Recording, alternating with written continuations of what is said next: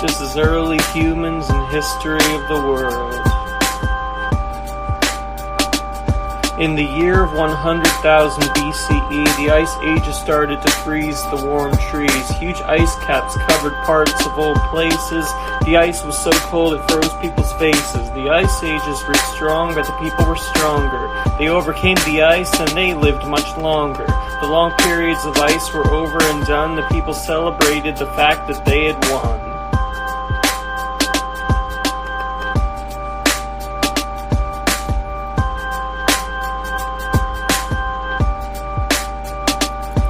The people started farming in the early ages. The people were adapting to the Neolithic villages. The oldest known community was known as Jericho. It was a very, very long time before they made America. The people called the Sumerians invented writing. They invented the first writing at perfect timing. Then all of a sudden the Akkadians formed an empire. The Akkadians' power grew higher and higher.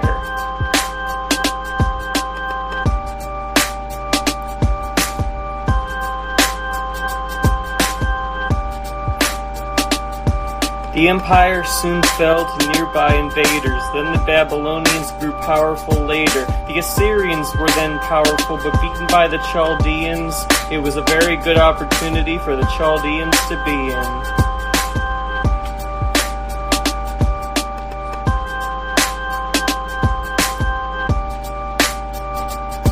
The Chaldeans were then defeated and their empire fell, although their empire was much wealthier than that old freak Adele. The Egyptians were the next civilization to rise. They built their place so well you could not believe your eyes. They had things called pharaohs. They were full of power. They enforced the laws strictly, either by the minute or by the hour. The Egyptian pharaohs were strong, but not enough to last, for they were prone to attacks and a thing of the past. Then came the ancient Israelites. They were home to the Jews. The Jews were from Jerusalem, and they never ever wore shoes. They were very, very famous, but were attacked by the Assyrians. The Jews were prone to attacks, but the Assyrians were very delirious.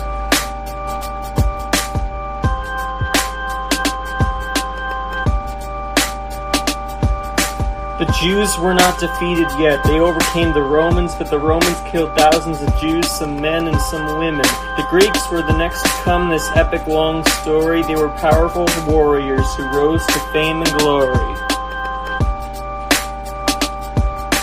The Greeks had a strong army, and they fought with the Persians. The Greek Empire had Spartan warriors, and Persia had their versions.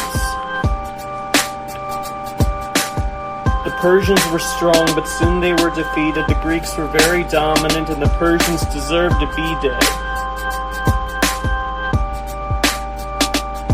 The Greeks wrote a lot of myths and plays. They even invented drama. They even wrote comedies about some jokes, one of them being Yo Mama. The next to come was India, where Buddhism was made. The philosophy of Buddhism will never ever fade.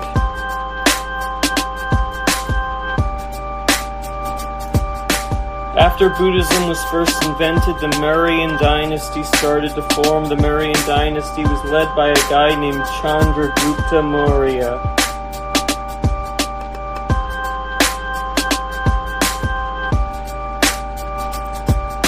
The Mauryan ruler was by far better than those old warriors from Assyria.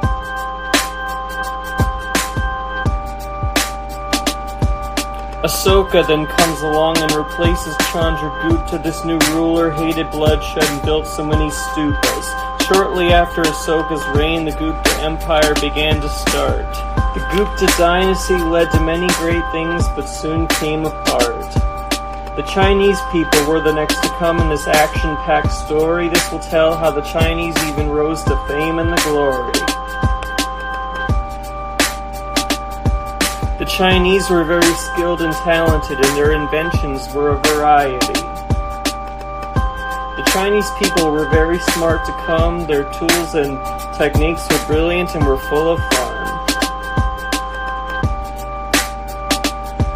The Chinese were the first to make what is now paper. The Chinese then formed empires, as you can see later.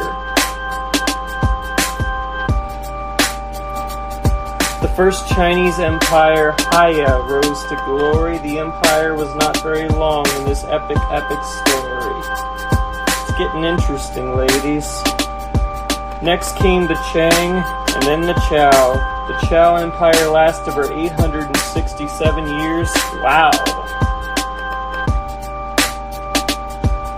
Much later in life, a few new dynasties came. One of them was the Xia, and the next one was the Shang. The Shang was good at first, but then they were mean and cruel, for they started treating people badly just to be famous and cool.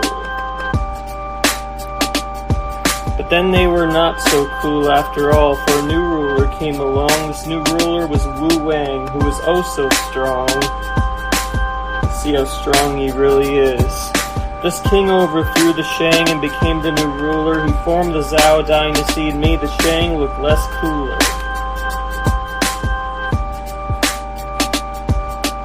Wu Wang was so strong but was no match for the Qin. The Qin dynasty was formed, which Qin himself was in.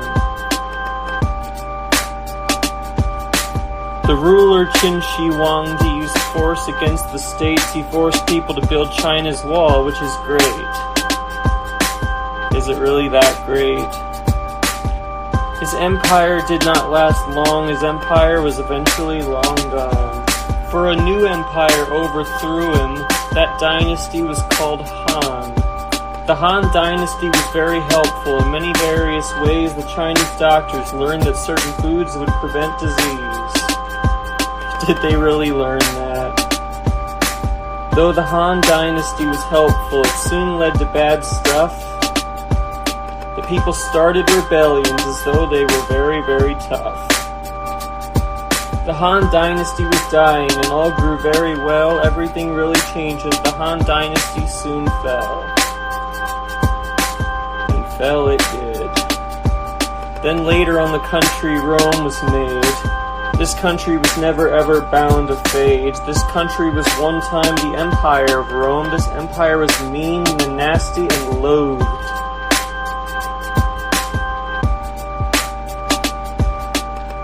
Fortunately, this empire had not long to last. The Roman Empire fell and became part of the past.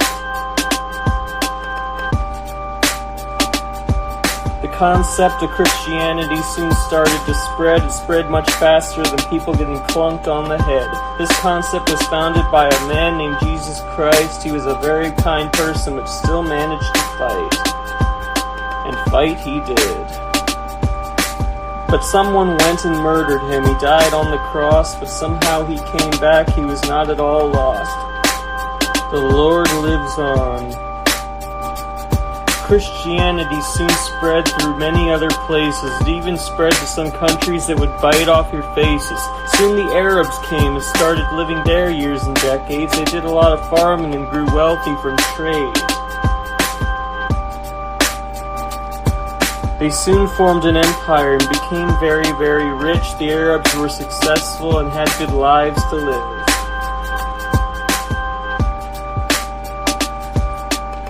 But soon the empire was taken over by the mean and nasty Turks. They seized power from the dynasty and were really big jerks.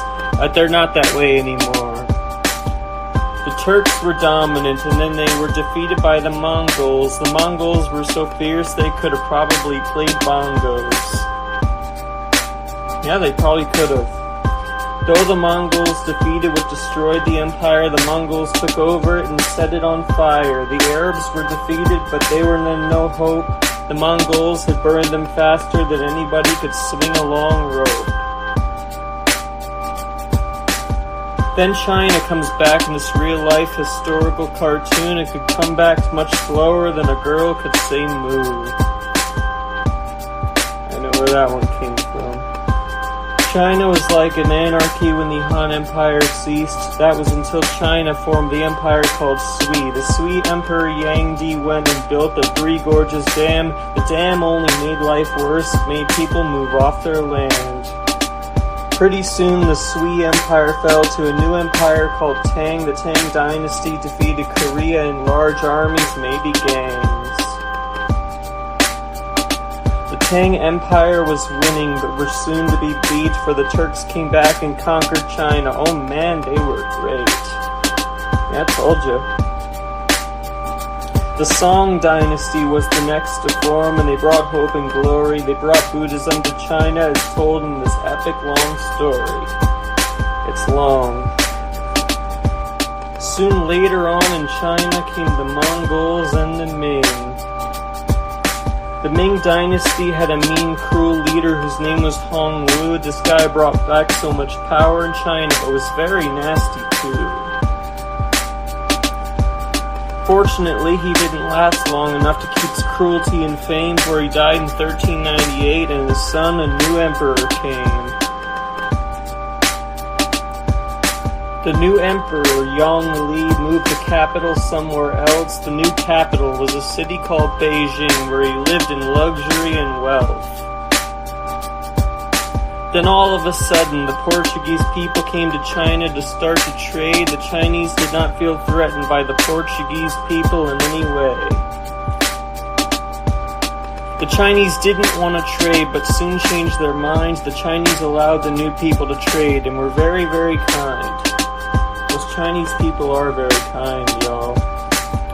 The attackers had a variety of things that the Chinese people lacked. Then came a new and improved Africa. There was now a medieval place. The African countries had new empires. These empires kept a non-stop pace. Getting very long. Art and culture grew in Africa. It was a really long success. Music and arts were very popular in countries of the past.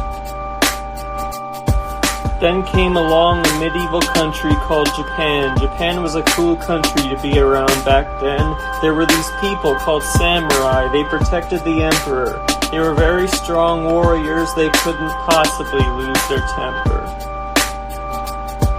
The Mongols soon attacked, but were soon defeated by the Japanese. The Japanese were very strong that they soon bowed down on their knees. Bowing is important there. The emperor did not last for long. He soon became very greedy. He didn't want to give any more land to the samurai or the needy. It could be harsh then. Fortunately, he was soon overthrown by a general in 1333. This ruler was not at all very strong. He proved to be very weak. Later on in Japan, a war called the Onin War broke out. Fortunately, they fought for only 10 years, no need to ever pout. Japan had a lot of culture and they did martial arts. The country was very, very successful in many different parts. The Japanese invented calligraphy and tankas and even wrote plays. They have been publishing and writing new things these days. You ever seen manga? The next continent was medieval Europe. Their country never faded. The rivers in the fully developed continent allowed products to be traded. Before this gets too long, I'm going to take a break, and the rest of the poem will be out in another song. So long, this is Mike the Southern Boy signing off.